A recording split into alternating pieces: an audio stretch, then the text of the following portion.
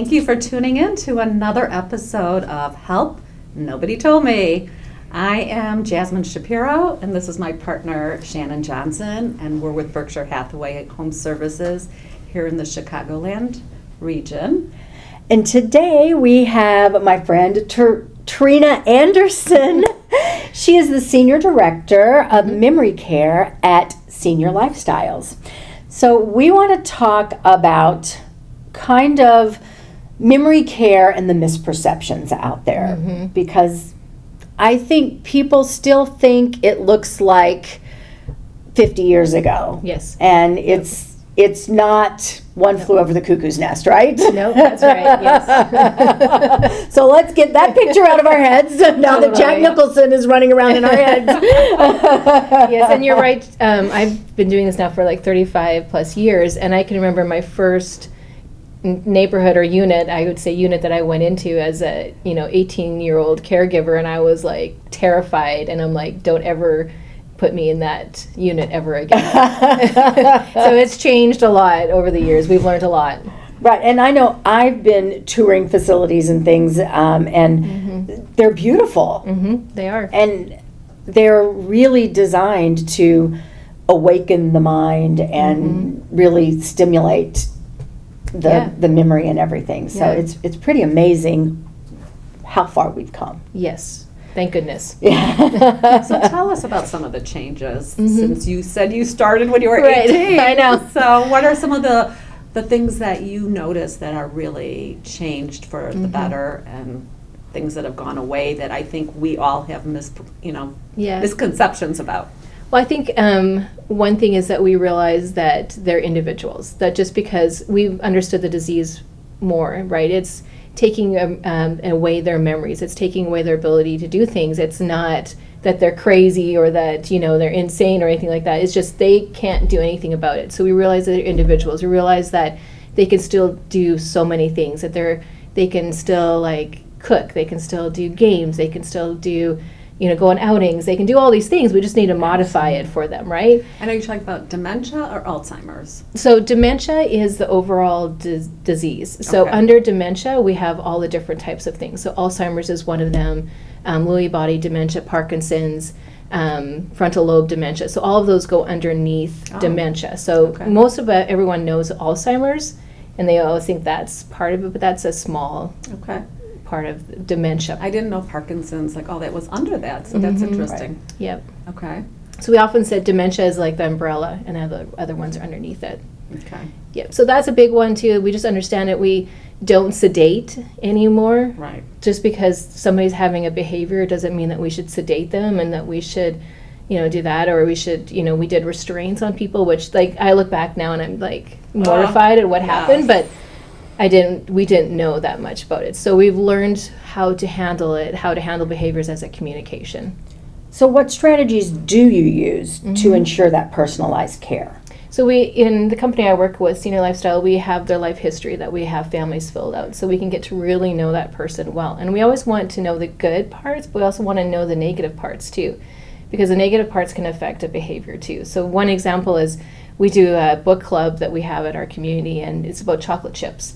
Okay. And the question afterwards was... Who doesn't like that, right? Right, chocolate chip cookies, like right? Chocolate, right. And so one of the questions was, did your mom make you cookies? And this resident got really agitated, and he was, upset, and just really... And then afterwards I realized that his mom had died when he was 2. He had a stepmom that was mean. So innocently I brought up a whole bunch of feelings that I didn't have to. So that's why, it's good to know the bad parts too, even though families don't want to tell us, because that causes a behavior. So we have that, so we get to really know the person and understand who they are as a person. Because they are a person. They are a person. With a past and a history and a future. There's still more living to do. And they love learning new things, right? They love to learn. Yeah. So fun. So you mentioned cooking.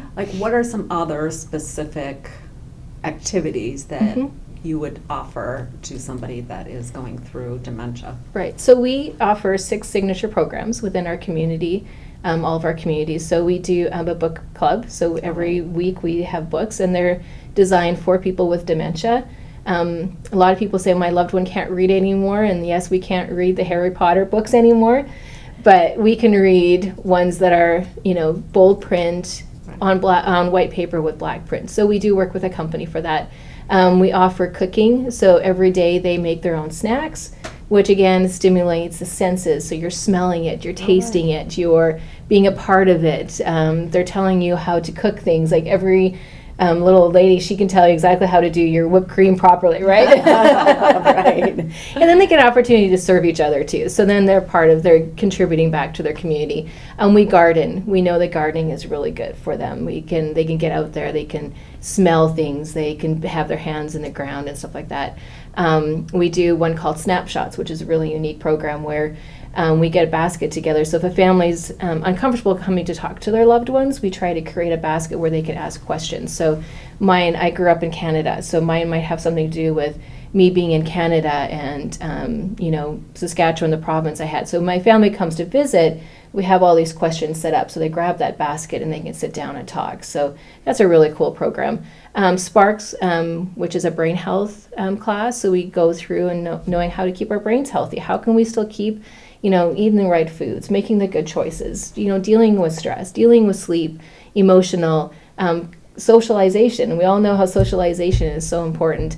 So all that part of it is there. And then we have a new program called Melody, which is our music program for those with advanced dementia. So we bring all those programs together. Oh, Essence also too. I almost forgot Essence, which is, we bring them into a room and we do aromatherapy with them, and we partner with doTERRA. So we sit down and we have like a nice little hand massage, or we can just talk to them. But it's just, Can I come? Totally. So we bring all of those in, plus we move and we're growing and we're doing, so we try to keep them active. If we do our jobs well, the night shift thanks us, because we they're bored. A lot of times behaviors come from boredom. And does it slow down the progression? Probably not, no. I mean, we don't really know what slows down the progression or what doesn't slow down, but it gives them a purposeful, meaningful life. And that's, at the end, that's what our goal is to achieve for. We always say it's the moments that matter. So we're living in the moment. In the moment we're happy. In the moment we're feeling successful and challenged. And so we live in the moments. Mm-hmm. What role does collaboration with their healthcare professionals and other, neurologists, psychiatrists, do you have all of those type things available that are a part of their care and the approach that you take? It's so important. I think that the number one thing, if we could, ask is of our collaboration is of doctors. And I know we don't know much like this. We're still learning so much more about dementia and all the different types of them. But to really understand, if we can get a good diagnosis of what dementia they do have, it helps us a lot more, because a person with frontal lobe dementia, it takes away all their reasonings and thought patterns, which is different than a person who has Alzheimer's.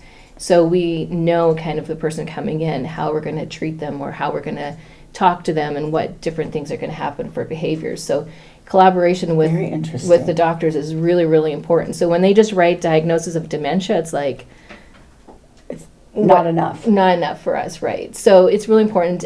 Building that, getting home health involved, getting PT, OT, all those different things are all helpful to our residents, because we're all working together, more eyes on the resident, just different people involved in their lives. So it really is an important part of collaboration. And then good hospice companies and stuff to help them too. So it's important that we're all working together for the success of the resident.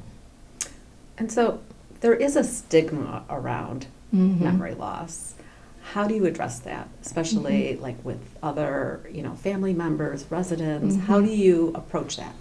A lot of times it's just letting people know that don't be scared of it. A lot of people are scared or nervous about it. They see a person changing in front of them, and so that's scary for them too. And I think just being open to conversation and going, this isn't what your loved one is going through. It's not their fault. It's the disease process, and to understand that, and then just really working with the family and just helping them, guiding them, because they're grieving in a different way. Right. And they're grieving because their loved one is, they're coming in one day and they don't know who they are anymore. They don't know those types of things. So that's really disheartening for families. Yeah. And so just being there to support and help them and work through them. And we really encourage support groups for that too. And then just, again, living in the moment and having fun.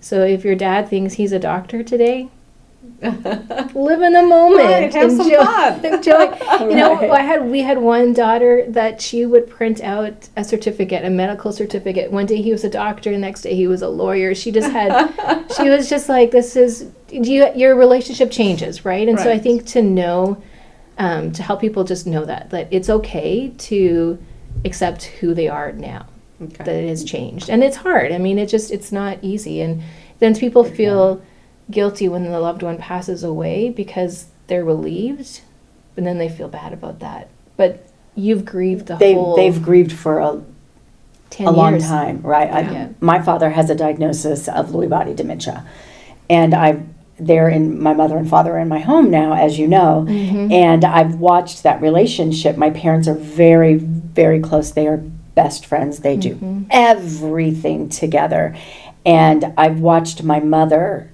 grieve their relationship because she has started to, she's at a point where she has to help him and tell him how to do things and remind him of things. And my father was a postmaster. He managed 100 employees. He was, a pillar in the community, and everyone looked to him for advice. And now he's a shell of that person.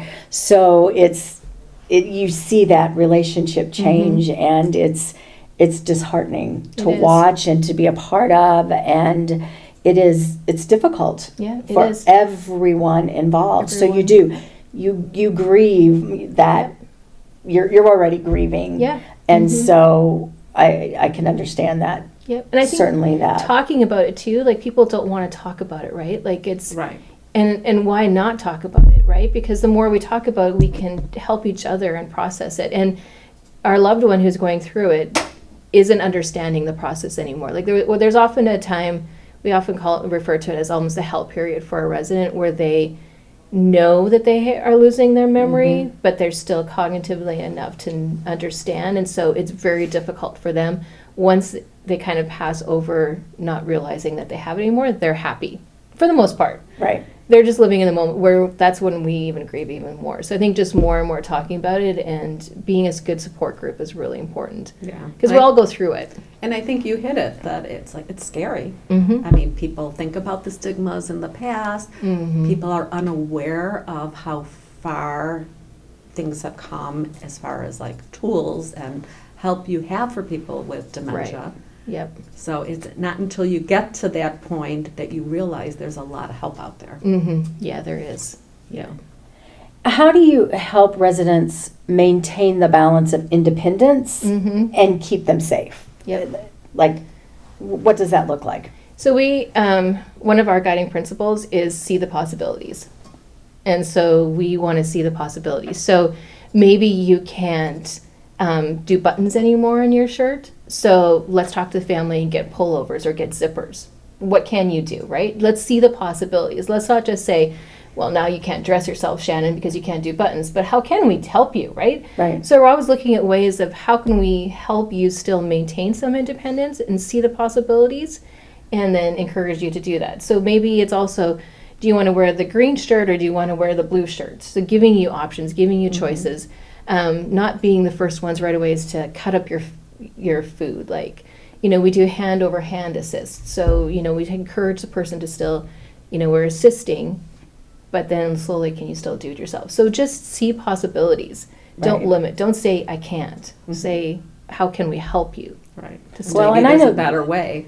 I know there's even adaptive silverware. My mother has trimmers, and I know it comes with Parkinson's as well, where you can buy silverware that's adaptive, it's weighted, and it helps helps you to be able to maintain and eat, by yourself. Yep. So at least for a longer period of time. Totally. Just being creative. Just trying to think outside the box of thinking of how we can do things to help.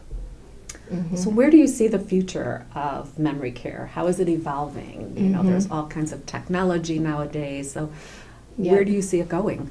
I think more and more too. I love the Netherlands are probably more progressive, farther along than us. But what I love seeing is they're creating villages.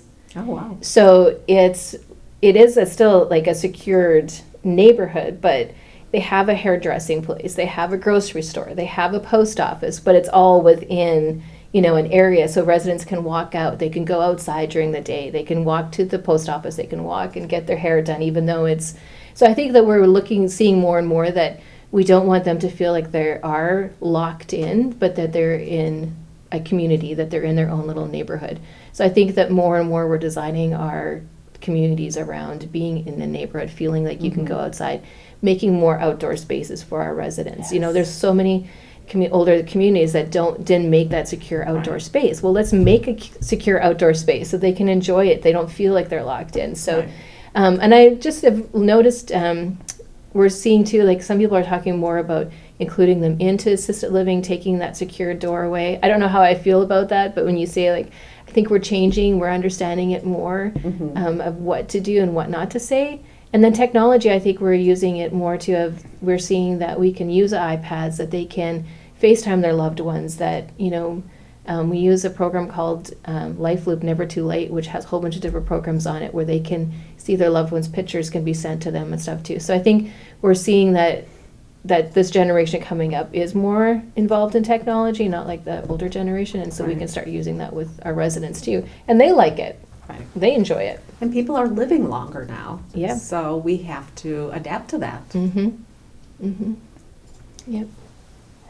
How do you create a nurturing and positive environment that it supports them emotionally, as well as keeps them safe and medically and all of those kinds of things for your residents? I think we want to create a home. We always it's a home. It's their home. How are we going to create it to their home? So bringing in stuff that they love, right? Like we don't want, yes, you want some new things for your loved one when they come in, but bring on some of the older stuff too. Bring their favorite things into the room and into the neighborhood and stuff like that too. And so creating that. And then I think it's important too that we work really good with the staff, right? Leadership, I think, it starts at the top with a good leader who's going to then encourage the staff to have fun with the residents, encourage them to enjoy getting to know them, like not seeing you as a task anymore, but seeing you as a person who I can help with. So I'm doing your hair, I'm talking, we're, enjoying things that I've learned about you. So you're really looking at the person not as a task I have to do, but as a person I can care for. And in that, it builds a nurturing environment, because the team then feels nurtured and cared for, so they want to nurture and care for the residents. So all over,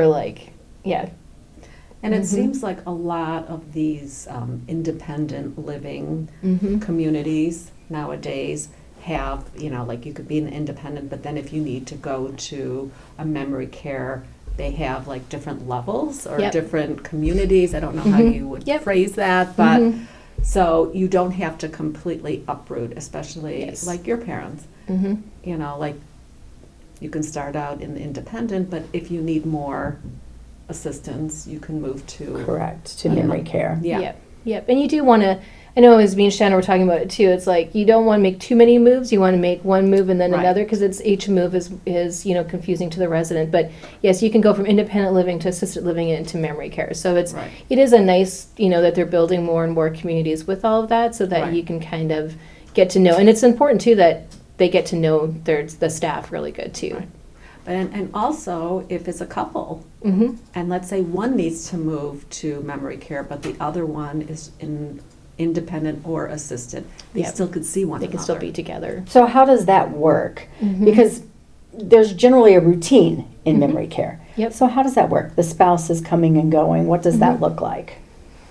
It's for each kind of resident, it's kind of different. But I mean, I've seen really successful ones. We actually, in my community, I actually had a gentleman who actually lived with his wife had dementia, so he actually lived in memory care with us, and he would go in and out of the community. He knew kind of how, he had the code, and so he would kind of go in and out. We have other ones that come, it's part of, and it is part of routine, right? It is part of knowing that, every lunch I'm going to always have with my husband, or sometimes they go out to the assisted living and have lunch too. I mean, you can do that too. Okay. we had one resident where he always came to visit his wife every day, and then she would always ask, and we would just always say, well, he's out playing golf. And she's like, oh, yes, he's always playing golf, right? So you just kind of learn to help them understand when they're coming and going and why. But you can make it a part of it and have them feel comfortable and feel part of the family, too. And that's part of just creating that good culture for that resident. So understanding what they need and how the spouse coming in. I mean, it can be really hard, too, because they do develop relationships within the community too. So that can also be really hard on the spouse who comes in and visits because, they may not realize that they're married anymore. All right. Mm-hmm. So can you share an example of a time when your approach to care made a significant difference to the quality of life of a resident? So again, like when I go back to our guiding principles we have as a company, one of my favorite one was see the possibilities. And I had a great memory care coordinator, and we thought of some of the crazy things, but one of them was we did a slip and slide for our residents. And I'll always remember there's several key moments over my, and it was just this tiny little hill. We did the slip and slide. We got this big, huge unicorn. We put our residents on the unicorn, and we pulled them down the slip and slide with the water and all. And my care staff was amazing. But just seeing Joy's face, she just had this biggest smile as she was going down this slip and slide. And talking to the family, they said that Mom loved water slides. And so, again, to me, it was just such a special moment because I know that we brought that fun and joy back into her life. So it's like little things like that we took a lady, she was a horse jumper, and we took her riding horses with the Wasatch Adaptive, where I live in Salt Lake City. They did this stuff for us. And so she got on that horse and she just wept because she was back. All of us were weeping around it. But I think just bringing all of those moments back into residence for them to enjoy what they used to do and still see that they can do things. I took a gentleman swimming every Friday because he had Lewy body dementia, and swimming was one of his things to relieve it. So we'd go swimming. And I think just being able to still have residents feel purpose and meaning in their life has just brought me so much joy, and it makes me more passionate about for them, and trying to do that, trying to make sure that they have fulfillment in their life too. So I love that. Yeah. And it gets you to have fun too. I'm like, what job can I do that I can go and do these fun things, right? I don't know. I talked to you the other day and you were filling out finance reports. That's not the good part of my job.